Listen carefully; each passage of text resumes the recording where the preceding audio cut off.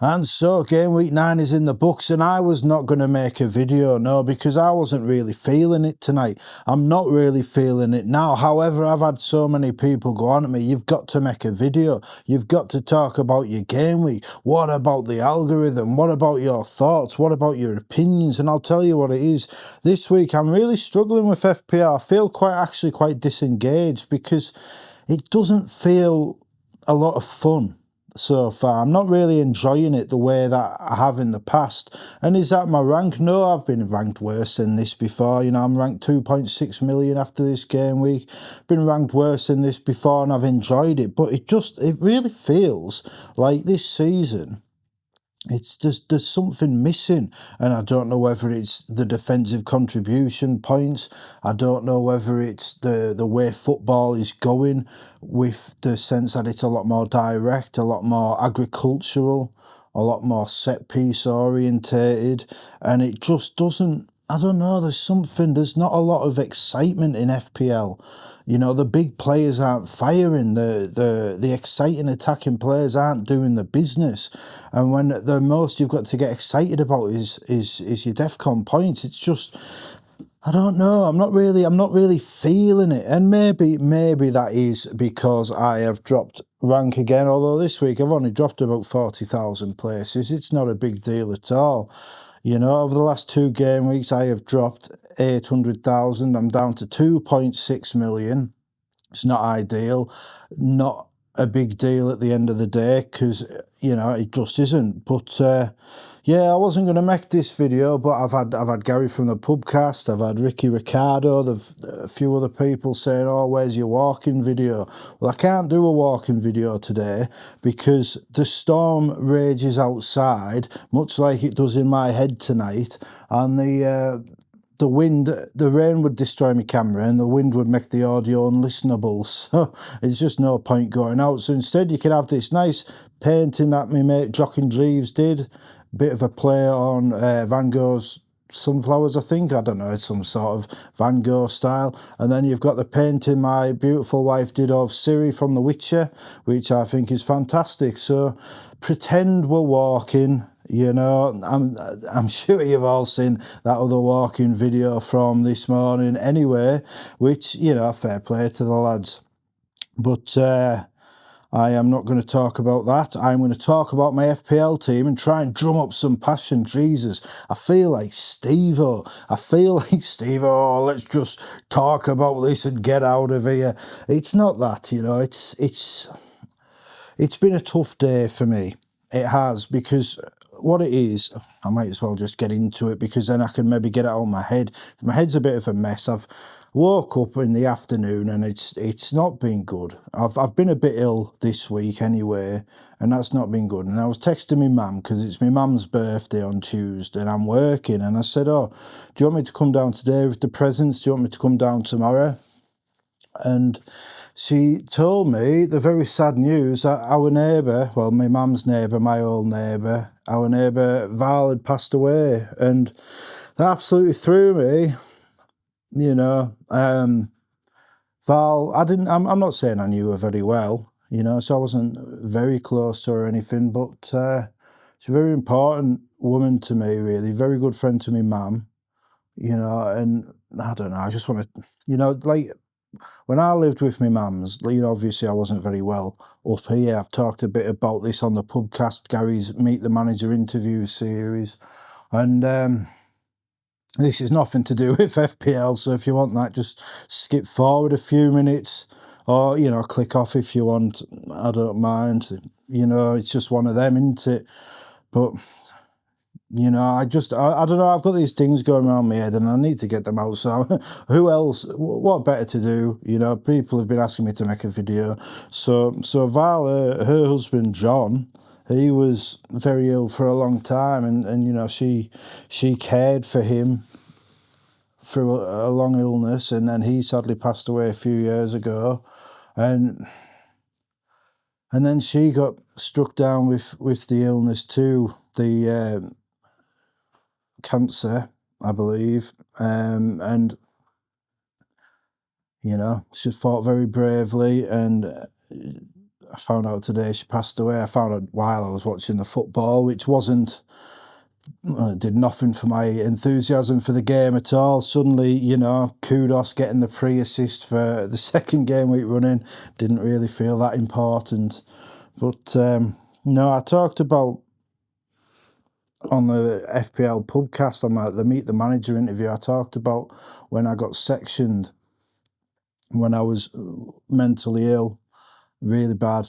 I didn't talk about it enough, really. I actually was ready to talk about it more, but Gary was, in my eyes, he treated me more like a friend, trying not to expose myself on camera, rather than like that. He could have paxmaned me and he could have got a lot out of me there about mental illness and you know, the sort of thing I've been through.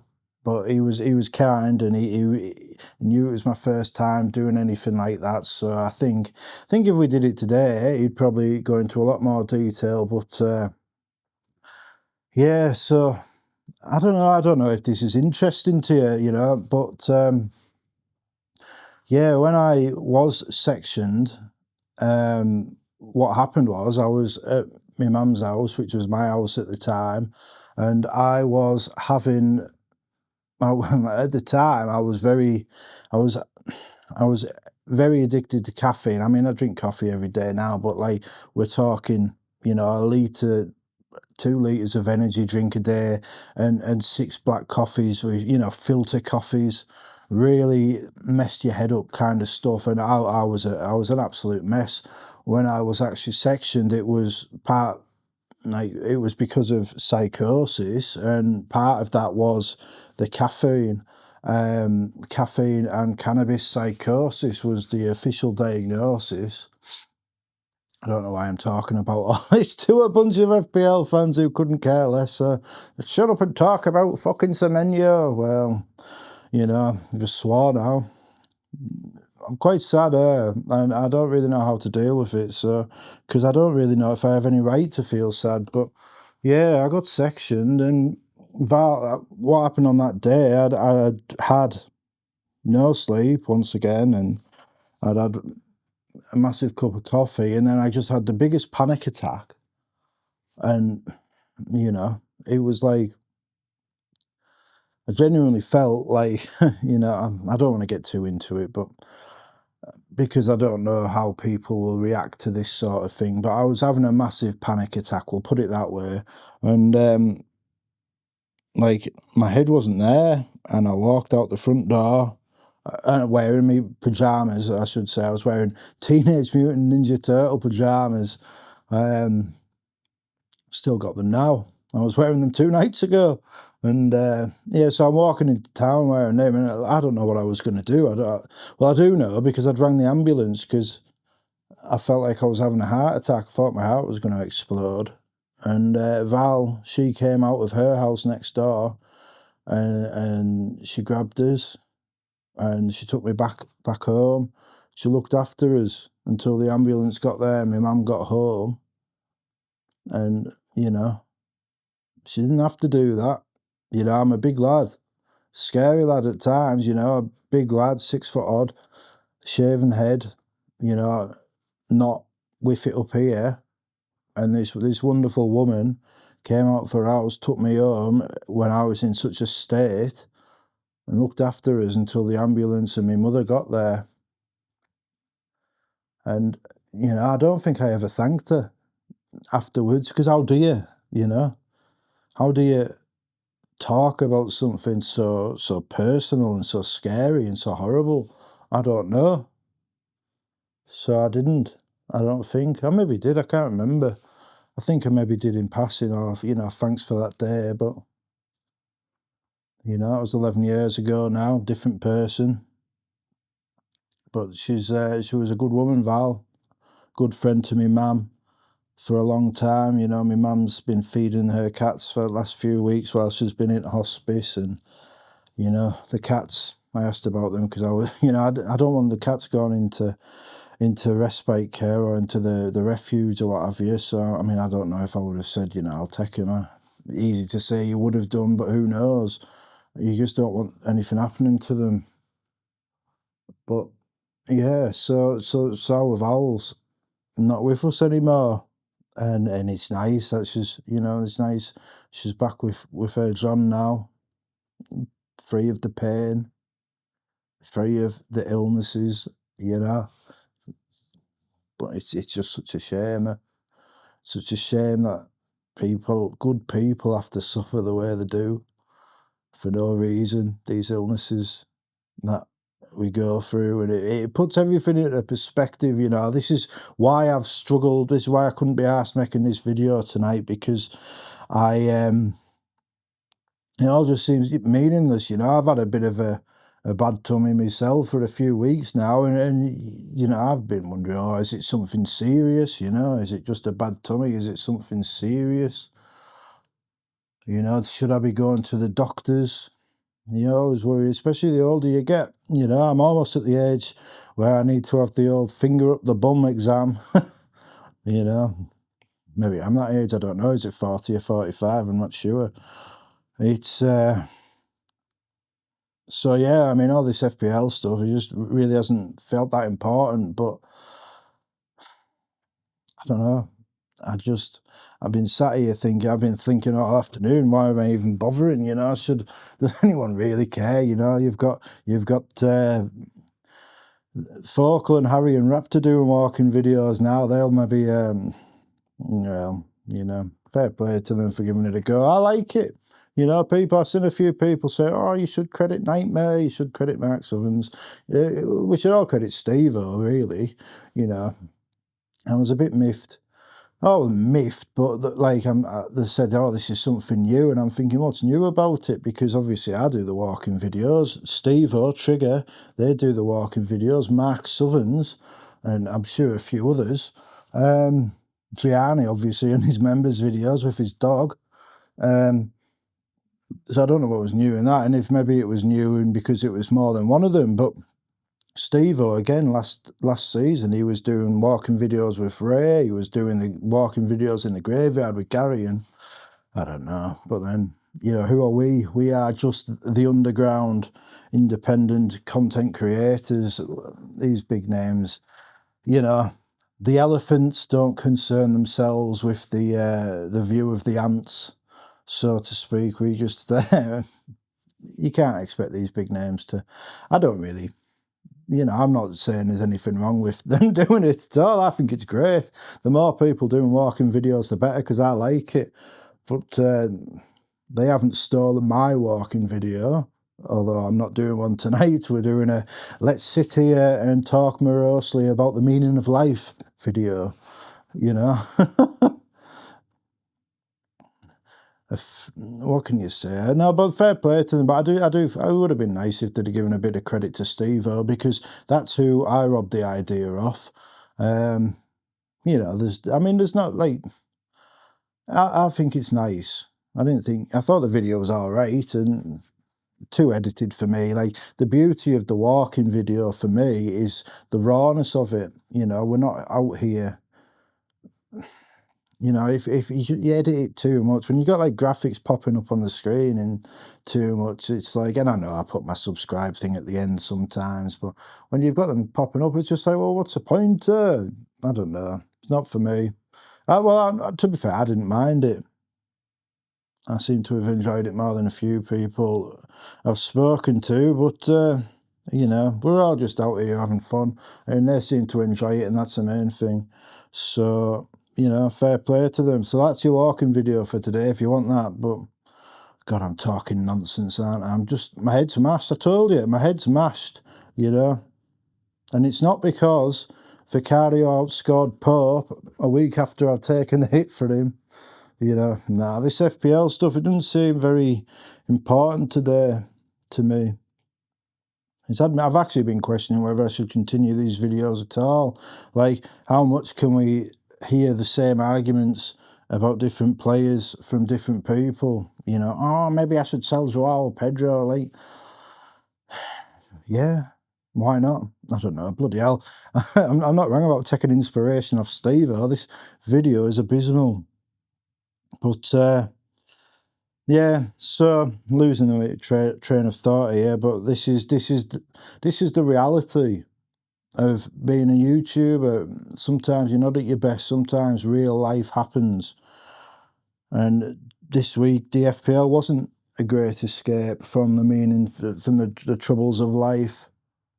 It's left me actually thinking, why am I even investing so much time in this silly game that we all love? And maybe that's why, because we all love it. And, you know, because I've had a lad from Essex, a lad from Australia, a lad from Cape Verde, you know, people all around the world talking to me, say, oh, we want to hear your thoughts on the game week. And, you know, maybe that's why this game is so important, because it's connected me with these people, you know. 12:30 at night, my phone's lighting up with messages. It's Gary from the pubcast, you know, who's very happy because he's sixth in the Nightmares Dreamers mini league right now.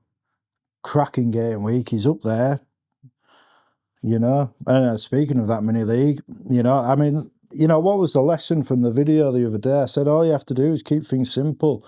The people that are doing well this season, there was my brother and the Ox, said they're doing so well this season. What are they doing? What are their strategies? Well, they're just looking at the obvious issue in the team and bringing in the obvious signing. The best player they can afford. I keep burping. Deal with it. Then bringing in the best player that they can afford. So, you know, that's what I did this week. And it was a little bit of a big balls call because he was an injury doubt, but Gabriel was the best defender, so I took the hit. I didn't take a hit. I made the transfer, Livramento to Gabriel. I thought, this is just Arteta. He's saying, well, he's a doubt, but Arteta loves these doubts. He's not had a chance to do it all season, and now he's thought, oh, I can get them going a bit. So I brought in Gabriel. Denied the assist, rightfully so, because it came off Sarr. A bit bizarre. Declan Rice got given it, but this is the rules nowadays. But yeah, Gabriel came in, made the obvious signing for the obvious issue in my team. 9 points, thank you very much. And that was the lesson. And it's funny, like, for all my seasons not very good, like, my analysis does seem to be quite good, you know. I said Voltemada, he has done well. He got me, 16, 17 points in 3 weeks. I said Sakharov Gyökeres. Saka outscored him again today, only by a point. But, you know, they all add up. Although I think Declan Rice might be the one, you know. I thought Saka looked terrible. Absolutely, well, not terrible, but he didn't look like a £10 million player in FPL. But, yeah, I mean, of my attack, my best player was Sean Longstaff, the one I brought in to sit on my bench to avoid these selection dilemmas. And it's quite funny that, really, because now Reinders is on the bench with him. And it's like, well, I actually considered playing Longstaff this week. Maybe should have done, because he got 6 points, which is more than my entire striker front three combined. So it's funny that. It's funny how the strikers are going. You know, Haaland's obviously good, and then it's just like all a bit meh, you know. And a lot of people talking about going big at the back. I'm sure there was a video on some Nightmare channel mentioned about the DEFCON daddies and big at the back being the way. It's a few game weeks ago, game week 3 I think it was, game week 4. Now everybody's jumping on it. You see my analysis, spot on. My application needs some work because, you know, this Gabriel signing that I'm like celebrating, I could have made that 3 weeks ago instead of trying to be clever and getting Gvardiol, who is, you know, he got 13 points a couple of weeks back and then he was dropped and then he's got 2 points today and now he's got Bournemouth, Liverpool and Newcastle. You know, I could have had Gabriel then, got more points, had a bit of extra money, get Timber in. But, so yeah, I'll run down my team quickly. Pope, 3 points, 6 points since I took the hit for him, which would have, you know, matched Vicario until Vicario's clean sheet today. And, you know, it's a bit frustrating. But this could happen, you know. If somebody had said Everton would have scored and Newcastle kept a clean sheet, you would have backed that. I did back that. Pedro Porro, though, I did have that Spurs clean sheet, plus the assist, plus 2 bonus points. Thank you very much, Pedro Porro. And it might even have earned him a stay of execution in my team, because he was going to be my transfer out this week. But we'll get to that in a minute. Gvardiol, 2 points. Senesi, you know, I'm steady away, Senesi. He's not really got the attacking returns of a couple of seasons ago where he was averaging 1 in every 3 games, but steady away with the points, no defcons today. Funnily enough, no defcons in my entire team. I think that's the first time that's happened all season. Gabriel, 9 points, thank you very much. And I mean, he could have had an assist, he could have had a goal. He's a beast, like, isn't he? What a player. From an FPL perspective, I still think he's just an average defender, if I'm honest, but goes down far too easily under pressure for a centre-back in my eyes. Joel Linton just has fun with him all day long. Midfield, Saka, Kudos, Semenyo, all steady away, plenty of clean sheets. I've got 6 clean sheets in my team. 6 clean sheet points. Well, 3 defenders, 3 midfielders, and, you know, Saka, fair enough. Kudos, I mean, the pre-assist again, like, Kudos is some player, but again, my analysis, I said in pre-season, he'll be an exciting player, but he won't be a great FPL asset. Well, he's getting me some points, but 2 pre-assists in 2 weeks, it's frustrating, but I knew. But he's only 6.5 million, so maybe I could have had an Undai, and he would have got nothing for me today, so at least I got the... Kudos isn't an issue. He'll be staying for a while, I would have thought. Semenyo, his points are irrelevant anyway, everyone's got him. And then Voltemada, hit the post after about 3 minutes. I feel like that set the tone for the game. Well, what set the tone for the game week was before I brought in Gabriel, I actually said to the boys in the pubcast chat, I said, starting to think maybe I should just do Livramento to Rodon and Reinders to Gordon for the hit. That would have got me, 15 minus 4, 11 points.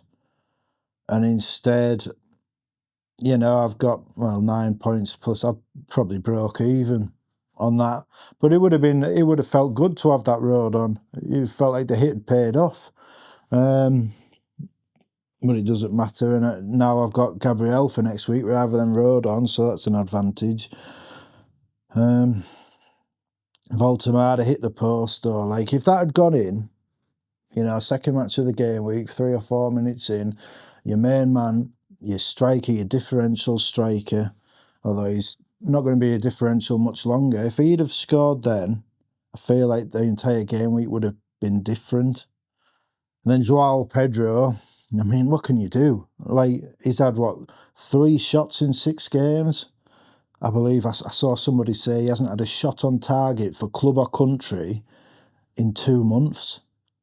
Joao Pedro, and like Trigger Lips was saying, maybe it's the hangover from the World Club Cup, maybe it's starting to catch up with Chelsea, and maybe that's what's happening with Man City as well, because they also were poor, losing to Villa.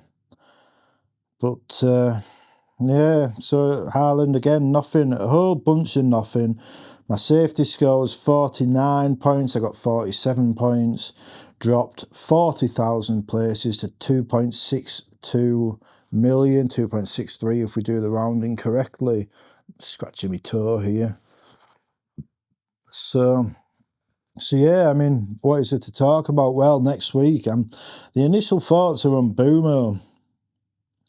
Pedro to Mbumo, which I could do. Joao Pedro and Reinders to Mbumo and Krupa Jr. I mean, Krupa Jr. plays Man City, but I mean, they're not keeping clean sheets and he's scoring goals. So I mean, that's what you're looking for in a team. Is, you know, it's in Greyhead's captaincy challenge. I actually captained Mbumo this week. He was my choice for me and Gary from the pubcast. We're the only ones that got a double-figure captain return from Mbumo. Again, my analysis, spot on. My application, abysmal. So, yeah, so Joao Pedro and Reinders to Krupi and Mbeumo, a very interesting one, but what I dislike about it is that it really, well, it locks me into a 4-4-2 because, you know, maybe Krupi plays, but then Evan Nilsson's back and Krupi's benched, and you can't, he's not a long-term pick for me. So unless I'm killing that forward spot, and then, I mean, I could do, but then my fifth midfielder's Longstaff, you see, so, and I mean, I could play Longstaff, he's doing very well, and I like the lad, but that's not the reason I brought him in. So then you look at the defence, you know, is 4-4-2 a bad formation? I don't think so. I've got no problem playing 4 defenders, but, I mean, I've got Gabriel, Senesi, Gvardiol and Porro, Agbadou on the bench. Now, and this is where the problem is, because if I want to get Timber next week, which was the plan, I'm actually priced out now, because when I came up with this plan a couple of weeks back, it was going to be Porro to Timber, priced out of that now because of waiting for the deadline. Waited for the deadline on Gabriel and then brought him in even though he was an injury doubt. So, you know, why wait? So I can't do Pedro Porro to Timber anymore. I can't even do Gvardiol to Timber. I'm 0.1 off that. Now I could take a hit. I'm not against a hit. I could do Joao Pedro to Igor Thiago and then Agbadou up to your man Timber, I think. That would be an interesting one. And that would give me Porro, Gvardiol, Senesi, Gabriel and Timber at the back. Igor Thiago up front, or, you know, Krupi Jr. But then that would rule out Mbeumo, and I mean, I'm liking the look of Mbeumo, I can't deny it. I like the look of him so much, I made him my captaincy challenge captain. So how do we get Mbeumo in when I look at my team? Well, what I was looking at, like I said, Pedro and Reinders is one way.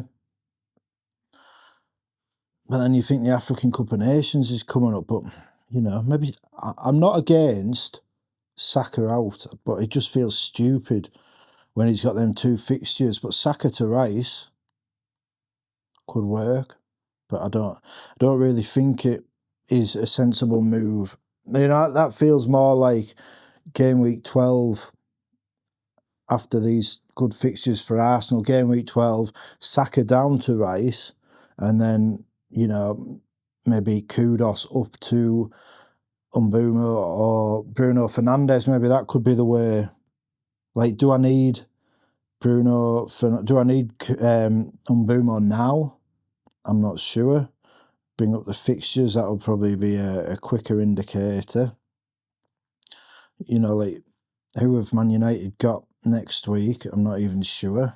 So unprofessional, but like I said, I wasn't going to do this video, but, you know, I peer pressured into it in the nicest way. But, like, Nottingham Forest and Tottenham, Everton, Palace. I mean, you can see the argument for bringing in Mbeumo now. Nottingham Forest, Sean Dyche. I don't know. I think you can wait, especially 2 away games and then Everton. But then, you see, this is the real problem this season. This is the real problem. You look at the fixtures and every team in this league is a good team. There's no target teams. And I know you think, oh, Nottingham Forest. Well, yeah, I mean, probably. But they've got Sean Dyche and he's going to sort them out defensively at some point. You think West Ham. You're bringing the defenders against West Ham and then you're up against Jared Bowen, who's still one of the most consistent players. You can't target the promoted teams because they're all doing quite well. Even Burnley are exceeding expectations.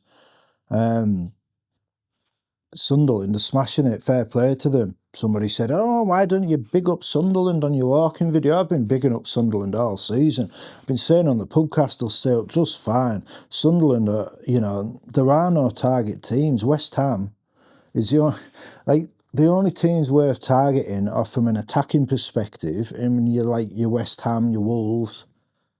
But the attackers aren't really doing the business. So it's quite a conundrum at the minute, which is probably why I keep defaulting to Newcastle. Now, I nearly brought in Burn this week, and I thought, well, maybe. And then I thought about the hit for Gordon, and then I was like, well, I thought what I'd do is I'd leave it a week, bit of a scouting session, and decide whether I wanted Burn or Gordon.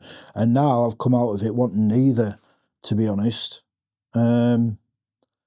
I like Mbumo, but I was going to sort the defence out.